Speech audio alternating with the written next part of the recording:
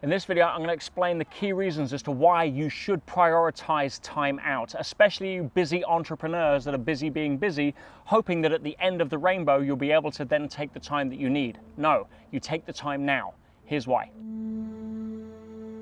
We're all too familiar with a story.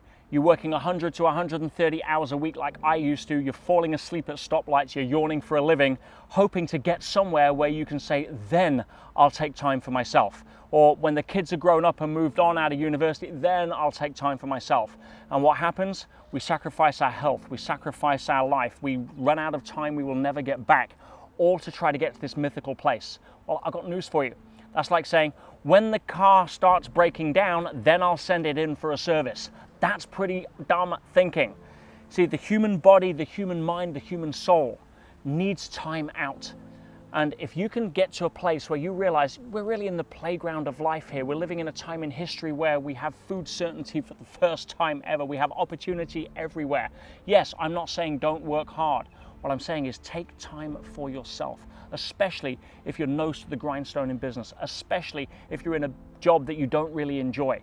If you don't take time to reset and connect to nature, it's not just your mind that'll start suffering, but your body too. You've heard the term that nature grounds you. Well, that's not just a term.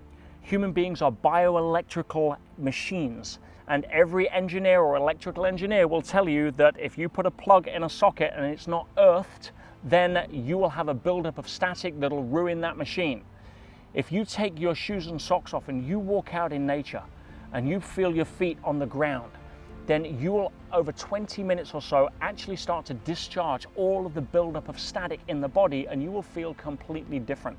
But what do most people do? They wear rubber-soled shoes, they wear socks, they insulate themselves, and they build up this charge, and they feel, oh, I'm just so tired, so lethargic, or so snappy. That's why people work 50 weeks of the year to try to take 2 weeks off to reset. No. You may want to work 8 hours a day, but take 30 minutes to an hour each day just to reset. That's a far smarter way of doing it. See, if you don't do that, you are going to start getting resentful of what it is you are, and then you're playing the wrong game. You're playing the game that so many people play, which is feel great when. And that, my friends, is a hamster wheel to nowhere. That is a fast track to a heart attack and a life of misery. See, when people get to the end of their life, what do they say? Oh, wow, I wish I'd spent more time in the office. Or, you know, something, wow, go get me the bank statement of my first million. No, they turn and say, wow, I wish I'd spent more time doing the things that I actually loved, or spending time with the people I most wanted to spend time with. Nobody on their deathbed says, please run and get me my mahogany-framed MBA certificate. But those that live a life of fulfillment rather than chase a life of success understand that it's not the destination that counts, my friend. It is enjoying the journey. You don't see a 9-year-old say, I want to be a teenager for Christmas, and if I don't get that, then I'm going to be miserable. No. What a person who enjoys their life does is they take time to really stop, smell the roses, enjoy the scenery along this winding river of this crazy light thing called life, and go enjoy yourself now. There's no such thing as playing a game of feel great when and thinking there's going to be some treasure at the end of that rainbow. I'll share a story with you. Many years ago, I was very grateful to meet the man Nando, who was the subject of a film they shot a long time ago called Alive.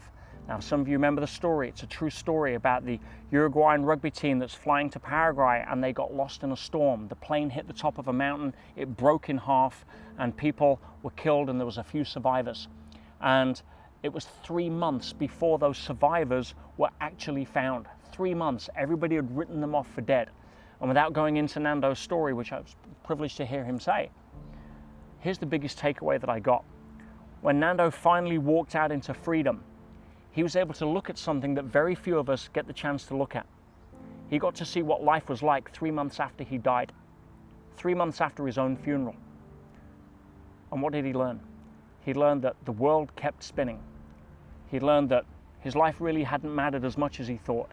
He learned that all of that time and effort he put in to try to make a difference really wasn't that much of a difference. What he really discovered was that if he'd have taken time at that point to celebrate life and realize that life is an experience, then he'd have enjoyed it a lot more and probably touched a lot more people's hearts along the way. And at that moment, he dedicated his life to spreading his message of live in the moment now. Take time out for yourself now. There is no, I'll be happy when I meet the right person. I'll be happy when I make $1 million. I'll be happy when I drive the car I want. That is a fool's game. Prioritize taking time out for yourself, because the only thing we can ever do in life, my friends, is experience. And if you want to take it one step further, you realize that the great teachers of history understood that the only thing you can actually experience is the act of experiencing. So if you're not experiencing something for yourself now, then you're losing the game. I love you. I'll see you on another video soon. Hey, Peter here. Hope you enjoyed that video. But remember, knowing and not doing is the same as not knowing. It's not about being passively entertained. It's about applying what you've learned in your life to make a difference. If you enjoyed that, please subscribe, hit the bell button to be notified, and leave me a comment below. Let me know what you think. And if you really want to make a difference, hit the share button and share this with somebody you care about. Let's see if we can make the world a little better place.